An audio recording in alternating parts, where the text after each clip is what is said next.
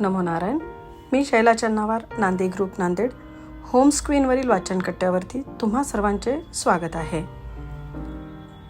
उद्या रविवार दिनांक 4 ऑगस्ट 2024 या तारखेला गताहारी अमावस्या आहे.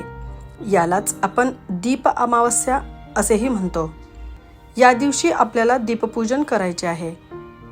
दुपारी 4:42 अमावस्या आहे. तोपर्यंत शुचिर्भूत होऊन कधीही दीपपूजन करू शकतो. देवाऱ्याच्याच बाजूला जागा पुसून स्वच्छ करून एक पाट ठेवून पाटाभोवती छानशी सुबक रांगोळी काढावी. घरात असतील तेवढे दिवे घासून पुसून लख्ख करून या पाटावर ठेवावेत. सर्व दिव्यांच्या सर्व ज्योती उजळून निघाल्या पाहिजेत इतकी दिवे लावावीत. या दिव्यांची छान पूजा करावी.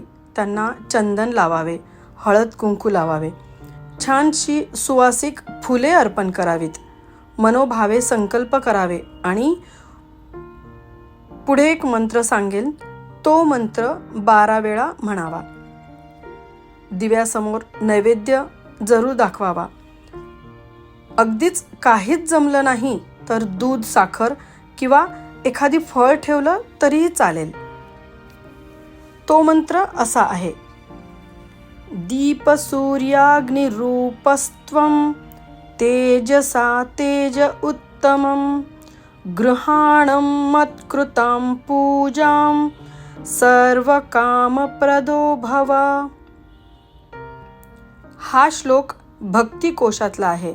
या दिवशी दीपपूजनाला महत्त्व आहे. वर्षभर आपण देवासमोर दिवा लावत असतो. देव आपल्याला दिव्याच्या ज्योतीतूनच पाहत असतो.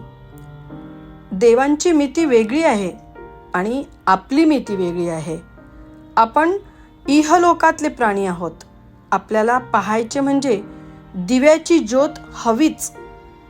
दिवा लावल्याशिवाय कोणतीही पूजा अथवा साधना पूर्ण होत नाही. ह्या दिव्यांप्रती कृतज्ञता व्यक्त व्हावी म्हणून दीपपूजनासाठी एक दिवस ठेवला आहे. दीपपूजनासाठी नियमही आहेत. सुवेर सुतक असं काही असेल तर या दिवसात पूजन करू नये.